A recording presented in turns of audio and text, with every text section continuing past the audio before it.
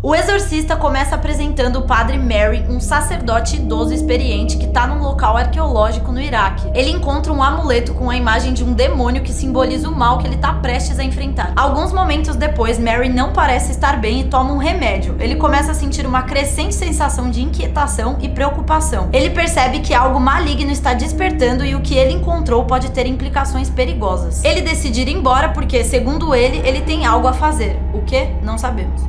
Vamos descobrir só depois. Mas antes de continuar, bem-vindo ao Resumo Obscuro, um canal de resumos de filmes de terror feito pra você. Em Georgetown, ou Cidade do Jorge, conhecemos Chris McNeil, uma atriz que está vivendo na cidade com sua filha Regan, enquanto está estrelando um filme. A vida parece normal e tranquila no início, mas começa a mostrar sinais de tensão quando coisas estranhas começam a acontecer. Toda sinopse de filme tem essa frase, até que coisas estranhas começam a acontecer. Mas é sério, gente, realmente fica estranho. Depois de sermos apresentados à trilha sonora icônica e conhecermos rapidamente Regan, somos apresentados ao padre psiquiatra Damian, que vai visitar sua mãe, uma mulher que está com a saúde bem debilitada. Durante a visita, Damian demonstra uma grande preocupação com a saúde e o bem-estar de sua mãe. Sua mãe está confusa e desorientada, e o diálogo entre eles é marcado por uma mistura de afeto e frustração. Damian tenta confortá-la e gerenciar a situação, mas também se sente pressionado pelas responsabilidades e pelo peso emocional de cuidar dela. Regan mostra a sua mãe que está brincando com o tabuleiro Ouija, um jogo de mesa utilizado para comunicar-se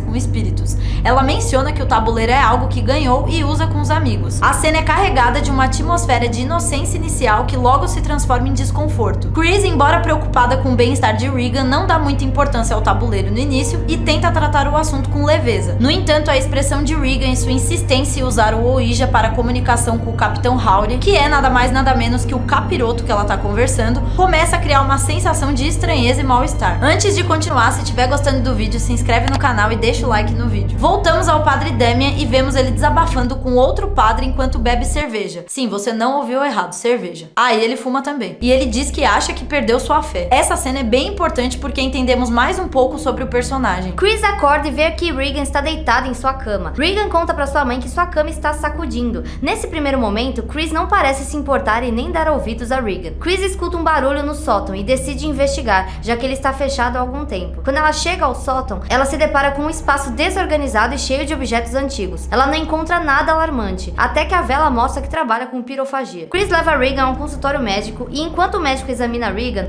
ela parece inquieta, mas não apresenta sinais evidentes de um problema físico grave durante a consulta. Chris dá uma festa em sua casa e acontece uma situação desconcertante e perturbadora envolvendo Regan. A festa é uma reunião social que Chris organiza para amigos e colegas. Durante a festa, Regan aparece de maneira inesperada, claramente perturbada e em estado de confusão e desorientação. Regan se aproxima dos convidados e faz xixi no chão da sala de estar. Esse comportamento constrangedor chama a atenção de todos os presentes e causa um grande desconforto. A situação é embaraçosa para Chris e aumenta a preocupação de todos com o estado mental e emocional de Regan. A cena ilustra a crescente gravidade dos sintomas de Regan e serve como um indicativo de que a situação está além de um simples problema comportamental ou emocional. Depois de colocar sua filha para dormir e sair do quarto, Chris ouve Regan gritando. Ela corre até o quarto novamente e vê a cama sacudindo. Esse momento é um dos muitos eventos que levam Chris a procurar ajuda médica e eventualmente a considerar a possibilidade de possessão demoníaca como uma explicação para o comportamento de Regan. Enquanto isso, o padre Damian tá super mal porque sua mãe faleceu e ele não estava com ela nesse momento. Ativa o sininho clicando em todas para não perder os próximos vídeos, assim você sempre vai ficar aqui com a gente. Regan retorna ao médico e durante a consulta o médico realiza uma série de testes e exames,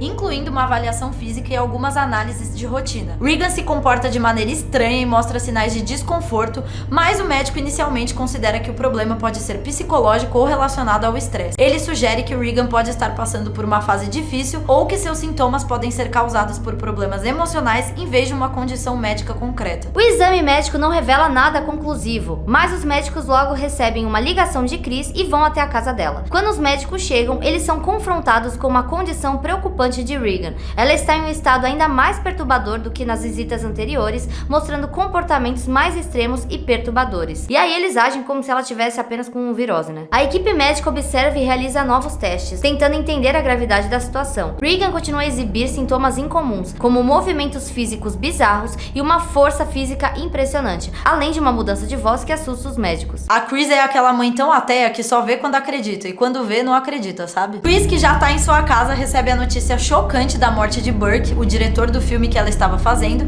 e que também era amigo próximo. ela é informada de que ele foi encontrado morto nas escadas do prédio onde morava, aparentemente caindo de uma grande altura. Enquanto Chris está processando a notícia da morte de Burke, a situação em casa piora. Regan desce as escadas de uma maneira humanamente impossível. Essa imagem é particularmente chocante e perturbadora, mostrando a profundidade da possessão demoníaca e o caos que está afetando a vida de Regan e de sua família. Após vários exames e consultas médicas que não conseguiram diagnosticar claramente o que estava acontecendo com Regan, os médicos se reúnem para discutir o caso. Eles mencionam que os sintomas não se encaixam em nenhum diagnóstico médico convencional e que mesmo após de todos os exames e análises, não há uma explicação científica para o que está acontecendo. Embora os médicos usem termos como possessão sonambuliforme, que não é um termo médico real, a cena é marcada por um sentimento de desesperança e impotência. Os médicos, embora bem intencionados, reconhecem que o estado de Regan é inexplicável dentro dos parâmetros da medicina tradicional e sugerem que Chris procure outros especialistas ou considere outras explicações para o comportamento dela. Até os médicos estavam cogitando que a filha estava encapetada e a mãe achando que era apenas uma virose. Gente, pelo amor de Deus, ateu é complicado, viu? O tenente William Kinderman começa a suspeitar que Regan pode estar envolvida na morte de Burke, devido a uma série de circunstâncias perturbadoras. Kinderman encontra pistas que sugerem uma conexão entre Regan e os eventos violentos. A falta de uma explicação médica clara para o comportamento de Regan faz com que Kinderman ligue os pontos, levando à possibilidade de que Regan possa estar de alguma forma envolvida. Sua desconfiança é alimentada pela natureza sobrenatural da situação e a ausência de respostas racionais. Chris escuta barulho no quarto de Regan e quando chega lá, ela encontra ela com um crucifixo. A cena é profundamente perturbadora e revela a gravidade da possessão demoníaca. Regan usa um crucifixo de maneira blasfema e ofensiva. O comportamento de Regan e a reação horrorizada de Chris destacam a necessidade urgente de buscar ajuda para enfrentar a situação sobrenatural. Chris, desesperada por uma solução, decide procurar o padre Damien, e ele considera um exorcismo como uma possível solução. Ele está cético, mas os eventos e os sintomas de Regan são tão extremos que ele sente a necessidade de explorar essa possibilidade. E sim, a Regan é tão cagada que até o padre que foi escolhido está passando por problemas com fé. Após ficar convencido de que Regan pode estar possuída, o padre Damien leva a situação para a igreja. Ele apresenta as evidências e argumentos para convencer os superiores a obter a autorização para realizar um exorcismo. Para obter a autorização formal da igreja, o padre apresenta suas observações e evidências aos seus superiores. Ele fornece detalhes sobre os eventos sobrenaturais que testemunhou e argumenta que a situação de Regan vai além das explicações médicas e psicológicas. O padre explica a natureza dos sintomas e comportamentos que são típicos de possessão demoníaca de acordo com a tradição da igreja. A igreja, após revisar as evidências e ouvir os argumentos do padre, concede a permissão para realizar o exorcismo, mas diz que Damien precisará de um padre mais experiente para realizar junto a ele o exorcismo. E é nisso que o padre Merrin retorna. Lembram dele? É que quando escreveram o filme esqueceram de pôr ele na história. Aí quando tava acabando eles falaram: caramba, esquecemos de pôr o cara, taca ele agora que ninguém vai perceber. Quando os padres chegam ao quarto de Regan para iniciar o exorcismo, a cena é intensa e carregada de tensão, já que ela tá toda podre. Gente, sério, olha isso. Regan está amarrada na cama para sua própria segurança e segurança dos outros, mas mesmo assim ela se contorce violentamente, gritando em uma voz que não é a sua voz. A força sobrenatural dentro dela é evidente e assustadora. O quarto está gelado com uma temperatura anormalmente baixa, um dos muitos sinais de presença demoníaca. Padre Merrin, com uma expressão séria e determinada, começa a preparar os itens sagrados para o ritual. Ele traz um livro de orações, água benta, um crucifixo e outros instrumentos necessários para o exorcismo. Padre Damien, ainda visivelmente afetado pelo que está testemunhando, tenta acompanhar Merrin, pronto para seguir suas instruções. À medida que Mary e Damien começam a rezar e recitar as formas do exorcismo, Regan, ou o demônio que está dentro dela, reage violentamente, se debatendo e gritando com uma força sobrenatural. O ritual é intenso e desgastante, tanto físico quanto emocionalmente. Os padres são desafiados a manter a concentração e a fé enquanto enfrentam as manifestações aterrorizantes da possessão. Depois de uma grande batalha, eles param para descansar um pouco. O padre Damien precisa de mais tempo para se restabelecer,